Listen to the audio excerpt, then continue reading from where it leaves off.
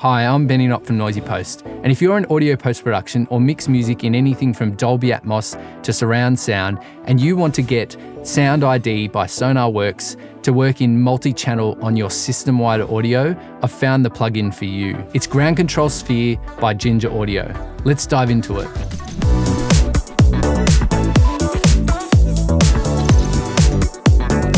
This awesome software is a monitor controller. Not only that, it can be controlled by things like a Stream Deck or even Eucon. So you can use your Avid controllers to control the software, which is great because not only is it a software monitor control, but you can actually control it with your hands, which is really important. But the way this is set up, and I've got it set up in 714 Dolby Atmos because that's what I've got here, but you can set up your input channels and we can switch between them. So you'll see here I've got Mac, and then I've got my doors and I've got a tone winner, and I'm also setting up a stream, which is for when I live stream stuff, but we don't need to dive into that one at the moment. But for each controller, you obviously can monitor what's coming in. You can set if it's peaks or luffs. You can also change all the options. We can change the volume for each one. So if you want to level match your doors or your Mac audio, or if you've got an Apple TV, so you'll see here I've got a tone winner, and I'll explain what that is a bit later, but we can change the volume for each thing. You can go in and change your settings. So they've got basically these like virtual sound cards within a Mac. So this is GroundControl S1, then there's 16, 32, and 64, and you can set what kind of inputs these are. So if you only have a 5.1, you can set it to 5.1, or if it's a stereo input. So I've got my Mac set up for Dolby Atmos in 714. I've also got the doors set up that way, and then also the tone mirror is set up as 714. But you can go in, change any settings, so you can change your overall volume, you can name it, you can send it to your headphones or not, and you can set up whatever channels. But you'll see this stuff meter as it goes. So at the moment you can see with my inputs that they solo and cancel all the rest. There is a sum button here. So if I press this, it means I can have multiple things open at once. So if I want to watch something on Tone Winner, but still get Mac notifications, they will come through. The other thing is you can set up as many of these bridges, audio bridges as you want. So at the moment, I'm using this GroundControl S1, which is my system-wide audio. But if you want to set up more, so there's a few here that they've set up, we just click on this, and so there's the first one there. You can just add another one. So what if we had, sorry, I think I got to click that. You know, we might have one for Pro Tools, right? So we've got our own Pro Tools input, or we might have some other software that we're using that you can select, like maybe Zoom, where, you know, Zoom, we could have a separate output for Zoom, and Zoom will only be stereo. We could add Zoom here. So there we go down to Zoom, stereo, Zoom. And now if I set up Zoom in my outputs, I can send that to input E, and we can change this to say Zoom. And one thing that I haven't done a lot of, why does that keep going over there? Zoom, we can change the color. So, you know, find out what the Zoom logo is, and it's blue, right? So now that one's blue there.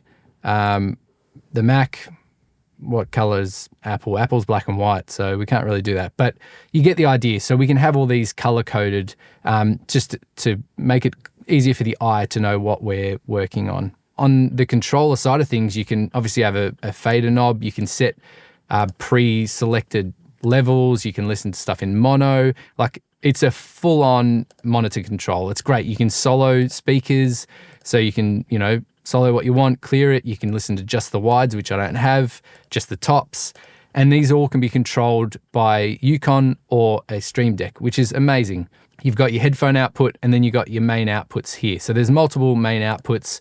But what I love so much about this, and I was looking for something because I just recently moved back to Mac, and I had an option on a PC, but if you go into here, you can see this is my output of my interface. So I'm using the DigiFace, and I've got it set to 714.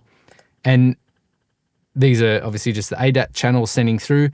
This also does bass management. So you can set up to do bass management within this software, which is unbelievable. So we can have everything set up to send to our sub as well, anything below whatever hertz that we want. You can even put plugins on each channel, which is just crazy. So technically you could put EQs and EQ your room. But what I've got here is under effects. If I click on this, I'll bring this across. I have Sonarworks set up here. So this means that everything that comes through my computer, whether it's the Mac, the DAWs, Tone Winner, I now don't have to put SoundID onto Pro Tools, onto the main bus. I literally just click DAW, listen through, and everything's getting outputted straight through Sonarworks SoundID. I've obviously got alternate here for my headphones, and then what I can do, which I thought I had set up, is I can put Sonarworks here, bring this across again, and I've got the headphone setting. So I'll put that on. And so now I have SoundID on my headphones doing the headphone calibration, and I've got SoundID doing my speaker calibration. How good is that? It's so simple. And now everything that I listen to is calibrated.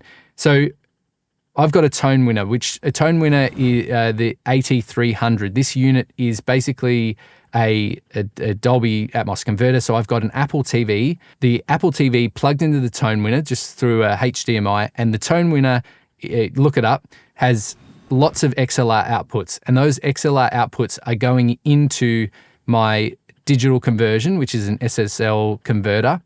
And then that's going into the Digiface USB. And so these are all just the inputs. So my Tone Winner is coming into my computer, and then I'm monitoring it through the Sonarworks. So everything is tuned in this room.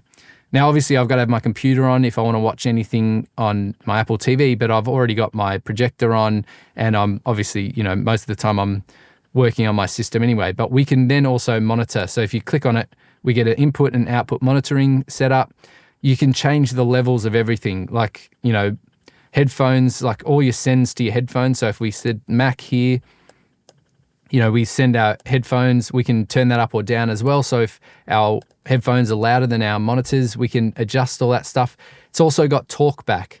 So we could set up an alternate set of speakers in a different room and then have a talkback system, and you can just select which mic you want. There's also a dim and cut as well, so you can just dim your audio. And so what I've got here, I'll show you this. So this is Stream Deck has a plugin already for Sphere, and so it's got all the buttons. So I can just set this up. So I just click on whatever I want and change my inputs for each thing. I've also got my reference levels, so I can go from 0 to 6 to minus 16 dB, which I'm still tweaking whether I like those or not. But then it's also got the mute groups here. So if I want to, I can just solo all the different channels in my setup. It's amazing. So at the moment, I haven't actually set this up with Eucon, but to be able to just like on my Avid dock, just change my monitor controller will be the main knob. Like, how amazing is that? You can, if you don't have a Stream Deck, which I'd recommend to, like, Stream Decks are amazing for everything, but to be able to control the software with both controllers at once, because obviously with a Stream Deck, there's no volume, but you could have an up and down button and just click it up and down. There's obviously up and down buttons here. So I want to show you a few of the settings so we can scale it up and down. You can make it big or small on your screen. You got latency. So obviously you want to set your latency until you don't hear clicks and pops.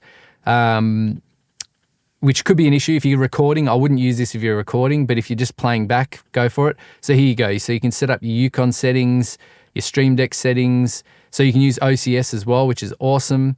There's MIDI setup, hotkeys. So you can use the keyboard if you want.